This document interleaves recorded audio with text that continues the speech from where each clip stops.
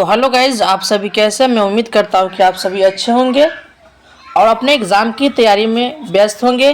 तो आज की इस वीडियो क्लास में जानेंगे यानी सेकेंडरी एग्जामिनेशन जो सेंटअप एग्जामिनेशन 2023 का जो है ना, यानी जो है साइंस का, ये साइंस का जो है ना, जितने सारे प्रश्न हैं जिसका मैं उत्तर बताने का मैं प्रयास करूँगा और आप लोग इस जितने से प्रश्न आपको बताएंगे ये प्रश्न को निश्चित रूप से आप लोग याद कर लेंगे, क्योंकि आपके एग्जाम में आने की 95% चांसेस बनती है ना। तो इसलिए चलिए इस वीडियो को स्टार्ट करते हैं। यदि आप अब तक हमारे यूट्यूब चैनल पर नए हैं तो प्लीज़ चैनल को सब्सक्राइब कर लें, साथ ही साथ बेल आइकन को भी प्रेस कर लें। तो चलिए इस वीडियो को शुरू करते हैं। चलिए आज का हमारा फर्स्ट प्रश्न क्या है कि अवतल दर्पण से परावर्तन के बाद किस किरण के किस बिंदु से गुजरती है। ऑप्शन वक्रता केंद्र है, ध्रुव है, फोकस है और वक्रता केंद्र है। तो इसका राइट जो हमारा जो आंसर हो जाएगा क्या हो जाएगा, यानी सी हो जाएगा। क्या हो जाएगा? सी हो जाएगा। चलिए अगला प्रश्न देखते हैं। अगला प्रश्न हमारा क्या है, यदि एक प्रतिबिंब का आकार हमेशा वस्तु के बराबर होता है तो उसे क्या कहते हैं? तो उसे क्या कहते हैं, यानी समतल दर्पण कहते हैं। क्या दर्पण कहते हैं? समतल दर्पण कहते हैं। चलिए अगला प्रश्न देखते हैं। अगला प्रश्न हमारा क्या है, अगला प्रश्न है कि दो समांतर समतल दर्पण के बीच रखी गई वस्तु को कितने प्रतिबिंब बन सकते हैं। जब दो समांतर समतल दर्पण के बीच रखी गई यानी वस्तुओं के कितने प्रतिबिंब बनते हैं, तो आपका आंसर हो जाएगा यानी अनंत। क्या हो जाएगा? अनंत बन सकता है। ठीक है, चलिए अगला प्रश्न देखते हैं। अगला प्रश्न हमारा क्या है, 4 प्रश्न देखते हैं कि किसी समतल दर्पण की फोकस दूरी मान होता है। यदि किसी समतल दर्पण की फोकस दूरी का मान क्या हो जाएगा, तो आपका जो राइट जो आंसर हो जाएगा यानी अनंत हो जाएगा। क्या हो जाएगा? अनंत हो जाएगा। B will be right answer. चलिए अगला प्रश्न देखते हैं। अगला प्रश्न हमारा क्या है कि 5वां प्रश्न है कि गोलीय दर्पण के ध्रुव से वक्रता केंद्र की दूरी को क्या कहते हैं। तो वक्रता ध्रुव को क्या कहते हैं, तो उसको हम बोलते हैं वक्रता त्रिज्या। क्या बोलते हैं? वक्रता त्रिज्या बोलते हैं। इसलिए इसका राइट जो आंसर हो जाएगा सी हो जाएगा। अब हम अगला प्रश्न देखते हैं। अगला प्रश्न क्या है कि प्रकाश तंतु में प्रकाश का क्या होता है। ऑप्शन सामान्य परावर्तन है, वर्ण विक्षेपण है, पूर्ण आंतरिक परावर्तन है और कोई नहीं है। तो 6 का हमारा राइट जो आंसर हो जाएगा यानी सी हो जाएगा। क्या हो जाएगा? पूर्ण जो है आंतरिक परावर्तन हो जाएगा। चलिए अगला प्रश्न देखते हैं। अगला प्रश्न हमारा क्या है कि सघन माध्यम से विरल माध्यम में जाती है। अगर सघन माध्यम से विरल माध्यम में जाती हुई तो किरण मुड़ जाती है। तो इसका राइट जो आंसर हो जाएगा क्या हो जाएगा, यानी बी हो जाएगा, अभिलंब से दूर। क्या हो जाएगा? अभिलंब से दूर। चलिए अब हम अगला प्रश्न देखते हैं। अगला प्रश्न क्या है, निम्नलिखित में किस लेंस की फोकस दूरी ऋणात्मक होती है। यानी किस लेंस की फोकस दूरी ऋणात्मक होती है। तो ऋणात्मक जो होता है किसका होता है, यानी अवतल दर्पण का। क्या चीज का?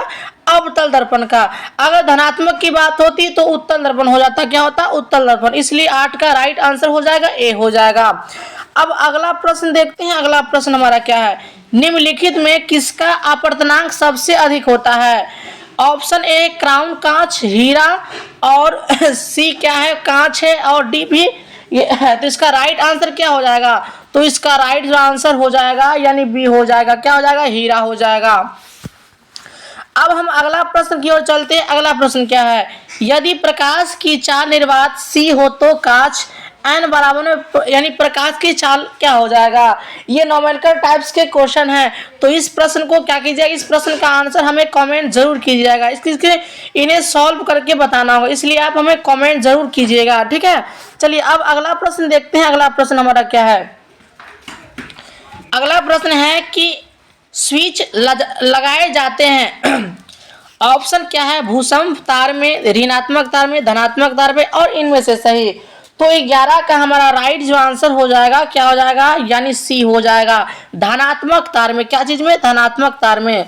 चलिए अगला प्रश्न देखते हैं। अगला प्रश्न क्या है कि वोल्ट V1 पर शक्ति P1 एक प्रतिरोधक वोल्ट V2 पर शक्ति P2 का प्रतिरोध का श्रेणी में जोड़ा जाए तो समतुल्य प्रतिरोध क्या हो जाएगा।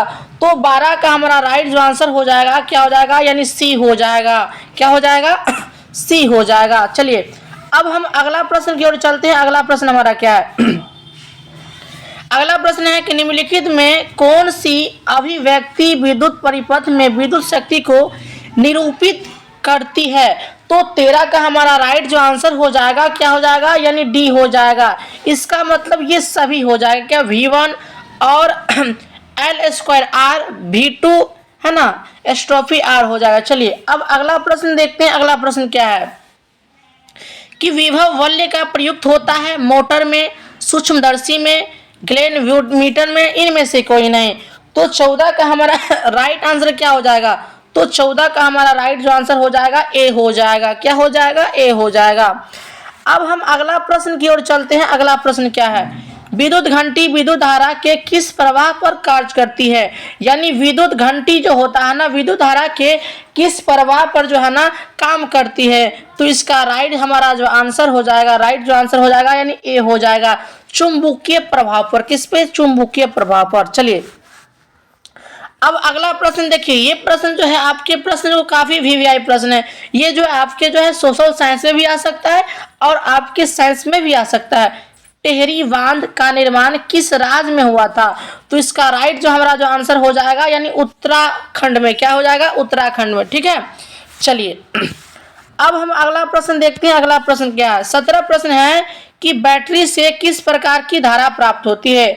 यदि बैटरी जो होता है मोबाइल का बैटरी हो या किसी प्रकार का बैटरी हो, उसमें से किस प्रकार का जो है ना धारा प्राप्त होता है? तो क्या प्राप्त होता है? यानी दिष्ट धारा प्राप्त होता है। क्या होता है? दिष्ट धारा प्राप्त होता है ना। चलिए अब अगला प्रश्न की ओर चलते हैं। और अगला प्रश्न आपका क्या है?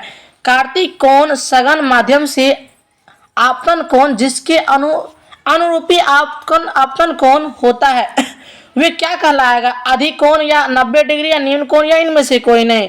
तो 18 का हमारा राइट जो आंसर हो जाएगा क्या हो जाएगा? यानी बी हो जाएगा, 90 डिग्री, जिसको हम समकोण त्रिभुज भी बोल सकते हैं। क्या बोलते हैं? समकोण त्रिभुज। तो 18 का हमारा राइट जो आंसर हो जाएगा B will be right answer. अब हम अगला प्रश्न की ओर चलते हैं। अगला प्रश्न क्या है? वस्तु की दूरी घटने पर उत्तल लेंस की आवर्धन का मान क्या होता है? यानी वस्तु की दूरी जो है ना घटने पर जो है ना यानी उत्तल दर्पण की यानी क्या होता है? उत्तल दर्पण का मान क्या हो जाता है? तो इसका राइट हमारा जो आंसर हो जाएगा ए हो जाएगा। क्या होता है? घटता है। क्या होता है? घटता है। चलिए अब अगला प्रश्न की ओर चलते हैं। अगला प्रश्न हमारा क्या है कि डायनेमो बदलता है। तो क्या हो जाएगा? डायनेमो किससे बदलता है? तो डायनेमो जो है ना किससे बदलता है? यानी यांत्रिक ऊर्जा से। क्या चीज से? यांत्रिक ऊर्जा को विद्युत ऊर्जा में बदलता है। चलिए अब अगला प्रश्न की ओर चलते हैं। अगला प्रश्न क्या है? चाल के विभवांतर एवं धारा का अनुपात क्या कहलाता है? चाल के जो है ना विभवांतर का विद्युत धारा जो है ना क्या कहलाता है? तो वे जो है ना कहलाता क्या है? यानी प्रतिरोध कहलाता। क्या कहलाता? प्रतिरोध कहलाता है। इसलिए 21 का राइट जो आंसर हो जाएगा ए हो जाएगा। चलिए अब अगला प्रश्न की ओर चलते हैं। और अगला प्रश्न आपका क्या है?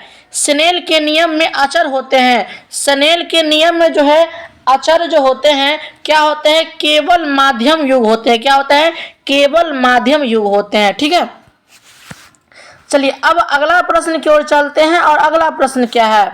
देखिए क्षारकीय ऑक्साइड का विलयन का पीएच मान क्या होता है? तो क्षारकीय ऑक्साइड का जो है ना विलयन मान जो होता है क्या होता है? यानी इसका विलयन मान जो होता है 9 होता है। 7 होगा नहीं बल्कि 9 होगा। क्षारीय ऑक्साइड का विलयन जो पीएच मान होता है 9 होता है।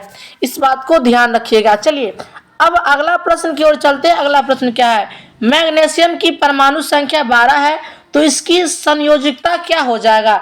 जब मैग्नीशियम की जो है ना परमाणु संख्या 12 हो, जब इसको सॉल्व कीजिएगा तो आप राइट जो आंसर हो जाएगा क्या हो जाएगा? यानी 2 आ जाएगा।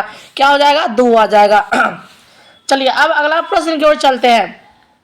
हाइड्रोजन के 2 परमाणुओं के बीच कितने आवर्धन बनते हैं? यानी हाइड्रोजन के जो है ना 2 परमाणु कह रहा है, 2 परमाणुओं के बीच कितने आवर्धन बनते हैं? तो इसका राइट हमारा जो आंसर हो जाएगा क्या हो जाएगा? यानी ए हो जाएगा। यानी एक ही आवर्धन बन सकता है। ठीक है, चलिए 2 है तो 1 हो जाएगा, और 4 रहता तो 2 बनता। चलिए अब अगला प्रश्न की ओर चलते हैं। अगला प्रश्न क्या है? एल्कीन का सामान्य सूत्र क्या हो जाएगा? तो एल्कीन का हमारे सामान्य सूत्र जो हो जाएगा यानी सी हो जाएगा, CnH2n हो जाएगा। ठीक है, चलिए अब अगला प्रश्न की ओर चलते हैं। अगला प्रश्न हमारा क्या है निम्नलिखित में कौन सी सक्रिय श्रेणी का सबसे अधिक क्रियाशील धातु है? तो 27 का हमारा राइट जो आंसर हो जाएगा क्या हो जाएगा, डी हो जाएगा। Na होता है, क्या होता है, Na जो होता है। ठीक है, चलिए अब अगला प्रश्न चलते हैं। अगला प्रश्न हमारा क्या है, लिथियम, सोडियम और पोटेशियम के ब्राह्मतम सेल में कितने इलेक्ट्रॉन का विद्यमान होता है? यानी लिथियम, सोडियम, पोटेशियम की ब्राह्मतम सेल में जो परमाणु जो है ना, द्रव्यमान जो विद्यमान जो होता है वो क्या होता है, तो बल्कि एक ही होता है। क्या होता है, बल्कि एक ही होता है। चलिए अब अगला प्रश्न की ओर चलते हैं। अगला प्रश्न हमारा क्या है, देखिए आर्गन की परमाणु संख्या क्या है? तो आर्गन की परमाणु संख्या है 18। क्या है, 18 है, इसलिए 29 का राइट हमारा जो आंसर हो जाएगा ए हो जाएगा। चलिए अब अगला प्रश्न की ओर चलते हैं। अगला प्रश्न हमारा क्या है, कमरे के ताप पर द्रव अवस्थाओं में रहने वाली अधातु को क्या कहते हैं? जब कमरे की ताप पर द्रव अवस्था में रहने वाली धातु को क्या बोलते हैं, ब्रोमीन बोलते हैं। क्या बोलते हैं, ब्रोमीन बोलते हैं। तो 30 का हमारा राइट जो आंसर हो जाएगा सी हो जाएगा। चलिए अब अगला प्रश्न की ओर चलते हैं। अगला प्रश्न क्या है, जब कली चूना पर डाला जाता है, जब कली चूना पर डाला जाता है तब किस प्रकार की अभिक्रिया होता है?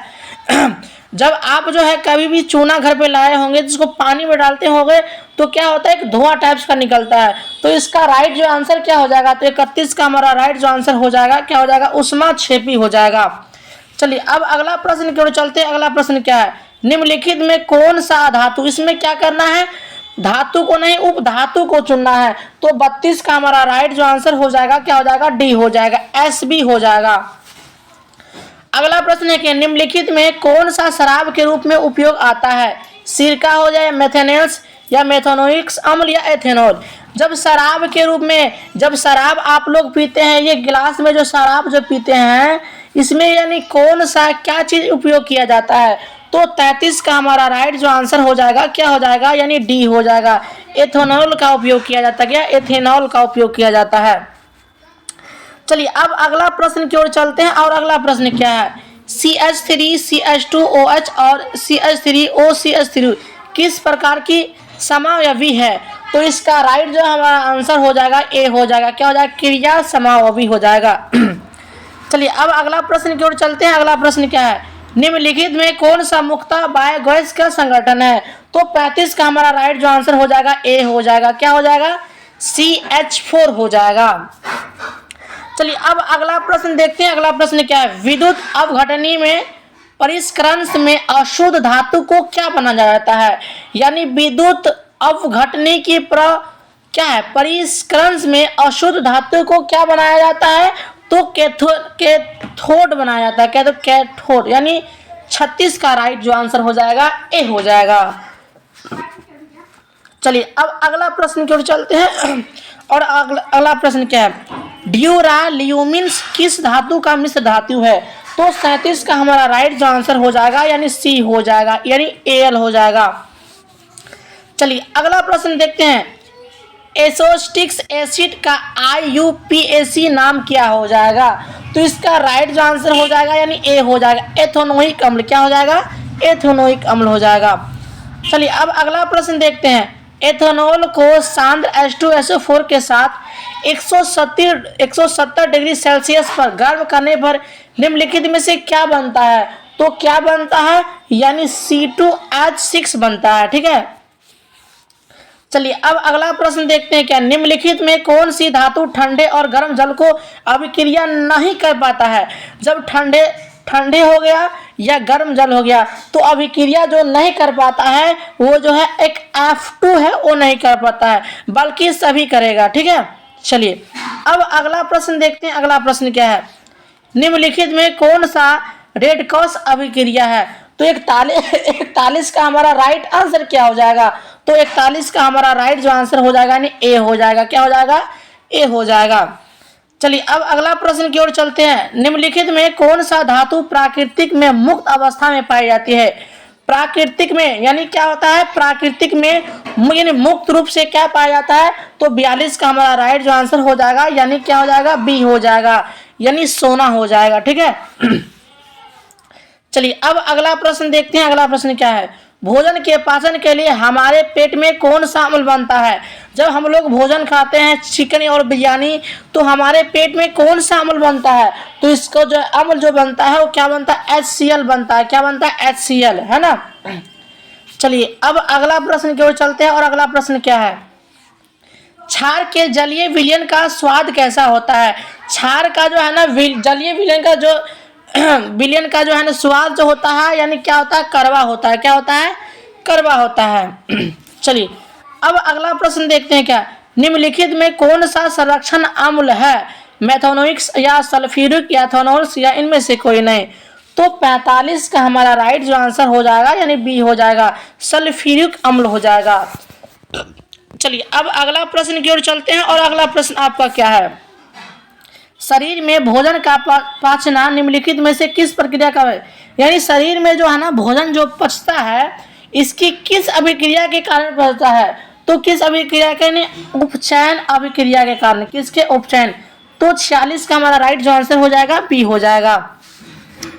चलिए अब अगला प्रश्न की ओर चलते हैं, लो चूर्ण एवं तनु हाइड्रोक्लोरिक अम्ल डालने से निम्न में से क्रिया करते हैं तो क्या बनता है, तो इसका राइट जो हमारा जो आंसर हो जाएगा यानी डी हो जाएगा। क्या हो जाएगा, हाइड्रोजन गैस एवं फेरस क्लोराइड बनता है। ठीक है।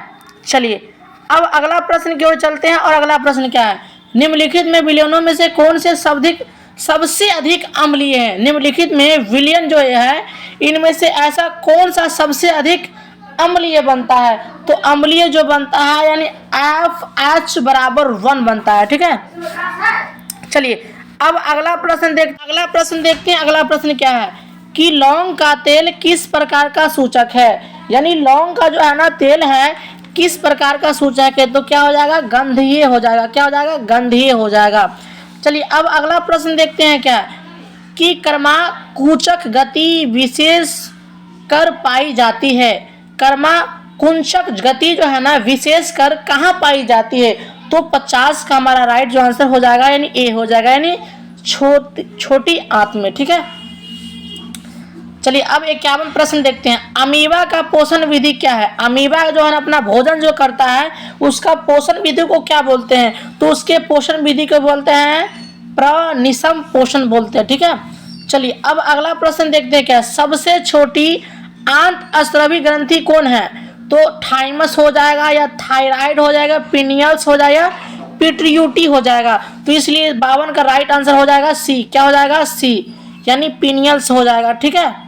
चलिए अब अगला प्रश्न देखते हैं। अगला प्रश्न हमारा क्या है, पौधे के वायवीय भागों से जल के वाष्प के रूप में निष्कारण क्रिया को क्या कहते हैं, तो निष्कारण क्रिया को क्या कहते हैं, वाष्पोत्सर्जन बोलते हैं। क्या बोलते हैं, वाष्पोत्सर्जन। तो 53 का हमारा राइट जो आंसर हो जाएगा बी हो जाएगा। चलिए अगला प्रश्न देखते हैं क्या, दो तंत्रिका कोशिका के मध्य खाली स्थान को क्या कहते हैं। यानी दो तंत्रिका कोशिका के मध्य खाली स्थान को क्या कहते हैं, तो सिनेप्स कहते हैं। क्या बोलते हैं, सिनेप्स। तो 54 का राइट आंसर हो जाएगा ए हो जाएगा। चलिए अगला प्रश्न देखते हैं। अगला प्रश्न क्या है, जठर ग्रंथि कहाँ पाई जाती है। जठर ग्रंथियां जो है ना कहाँ पाया जाता है, तो 55 का हमारा राइट जो आंसर हो जाएगा क्या हो जाएगा, बी, यानी आमाशय में पाया जाता है। कहाँ, आमाशय में पाया जाता है। अब अगला प्रश्न क्या है, अगला यूरिया रक्त में कहाँ प्रवेश करता है, तो इसका राइट आंसर क्या हो जाएगा, तो इसका राइट जो आंसर हो जाएगा यानी ए हो जाएगा, यकृत हो जाएगा, यानी 56 का राइट जो आंसर हो जाएगा ए हो जाएगा। चलिए अगला प्रश्न देखते हैं। अगला प्रश्न क्या है, लेटेक्स पाया जाता है, लेटेक्स पाया जाता है गुलाब में या चीर में या कैनेर में या आम में, तो 57 का राइट जो आंसर हो जाएगा यानी सी हो जाएगा। क्या हो जाएगा, कैनेर में पाया जाता है। किसमें, कैनेर में पाया जाता है। चलिए अगला प्रश्न देखते हैं। अगला प्रश्न क्या है, निम्नलिखित में कौन सा सजीव में पाए जाने वाले जैव प्रक्रम है, यानी सजीव में पाए जाने वाले जैव प्रक्रम कौन है, तो इसका राइट जो आंसर हो जाएगा यानी सभी हो जाएगा, जनन पोषण श्वसन, इसलिए इसका राइट जो आंसर हो जाएगा डी हो जाएगा। चलिए अगला प्रश्न देखते हैं। अगला प्रश्न क्या है, कवक में पोषण की कौन सी विधि है? कवक में जो है ना पोषण की कौन सी विधि है? तो इसका राइट क्या कीजिएगा, इसका राइट जो है आप जो कमेंट कीजिएगा, है ना। 59 का राइट आंसर क्या होना चाहिए, ठीक है। चलिए अब अगला प्रश्न देखते हैं। 60 प्रश्न क्या है, अस्थि क्या है? अस्थि समझ रहे हैं, जिसको हम क्या बोलते हैं, हड्डी भी बोल सकते हैं, है ना। तो 60 का हमारा राइट जो आंसर हो जाएगा क्या हो जाएगा, यानी ए हो जाएगा। उत्तक है, क्या है, उत्तक है। अगला प्रश्न क्या है कि मानव हृदय का औसत प्रकुंचन दाब लगभग कितना है? मानव हृदय का औसत प्रकुंचक दाब कितना है? तो 61 का हमारा राइट जो आंसर हो जाएगा क्या हो जाएगा, यानी 120 क्या हो जाएगा, mmH हो जाएगा, ठीक है। तो 61 का राइट जो आंसर हो जाएगा ए हो जाएगा। अगला प्रश्न क्या है, कीटों का प्रमुख श्वसन अंग क्या है? कीट, छोटे छोटे कीट जो हम देखते हैं, छोटे छोटे कीट जो देखते हैं, उनका श्वसन अंग क्या है, जो सांस जो लेता है, किस चीज से सांस लेता है? तो क्या होता है, यानी ट्रेकिया हो जाएगा, क्या हो जाएगा। 62 का हमारा राइट जो आंसर हो जाएगा सी हो जाएगा। चलिए अगला प्रश्न की ओर चलते हैं। और अगला प्रश्न क्या है, पेपिर्स नामक एंजाइम भोजन के प्रोटीन में बदल देता है, वो क्या कहलाता है? तो वे कहलाता है पेपेटोन कहलाता है, पेपेटोन कहलाता है, ठीक है। चलिए अगला प्रश्न देखते हैं। अगला प्रश्न क्या है, आयरन पाया जाता है, आयरन जो है ना कहाँ पाया जाता है? आयरन की मात्रा जो है ना कहाँ पाया जाता है? अगर आयरन की कमी हो जाए तो आपको क्या करना है, यानी धात्री का उपयोग करना है, गुड़ का उपयोग करना और पालक का साग का उपयोग करना है। तो 64 का हमारा राइट जो आंसर हो जाएगा क्या हो जाएगा, यानी क्लोरोफिल हो जाएगा, क्या हो जाएगा, क्लोरोफिल। चलिए अगला प्रश्न क्या है, एटीपी में फास्फोरस की संख्या कितनी? फास्फेट, एटीपी में फास्फेट की संख्या कितनी होती है? तो एटीपी में फास्फेट की जो संख्या होती है यानी 3 होती है। कितनी होती है? 3 होती है। इसलिए इसका राइट जो आंसर हो जाएगा यानी सी हो जाएगा। चलिए अगला प्रश्न क्या है, वृक्क के संरचनात्मक एवं क्रियात्मक इकाई को क्या बोलते हैं? वृक्क के जो है ना संरचनात्मक एवं क्रियात्मक इकाई को क्या बोलते हैं? तो इसका राइट जो आंसर हो जाएगा यानी डी हो जाएगा, नेफ्रॉन कहते हैं, क्या बोलते हैं, नेफ्रॉन। तो 66 का हमारा राइट जो आंसर हो जाएगा डी हो जाएगा। चलिए अब 67 क्वेश्चन की ओर चल रहे हैं, है ना। 67 क्वेश्चन क्या है, इंसुलिन की कमी से कौन सा रोग होता है? यानी इंसुलिन के रोग से जो है ना कौन सा जो है ना रोग होता है? तो वे जो होता है मधुमेह होता है, क्या होता है, मधुमेह होता है। इसलिए इसका राइट जो आंसर हो जाएगा बी हो जाएगा। अगला प्रश्न क्या, नर हार्मोन क्या है? नर हार्मोन जो है ना क्या है? तो नर हार्मोन जो है ना टेस्टोस्टेरोन है, टेस्टोस्टेरोन है, ठीक है। चलिए पढ़ लीजिएगा अच्छे से। चलिए अगला क्या 69 प्रश्न क्या है, निःशल्स कणिकाएं पाई जाती है। निःशल्स कणिकाएं कहाँ पाई जाती है? तो ये पाई जाती है कहाँ, न्यूरॉन में पाया जाता है। कहाँ पाया जाता है? न्यूरॉन में पाया जाता है। इसलिए 69 का राइट जो आंसर हो जाएगा ए हो जाएगा। चलिए अगला क्या, द्विखंडन होता है।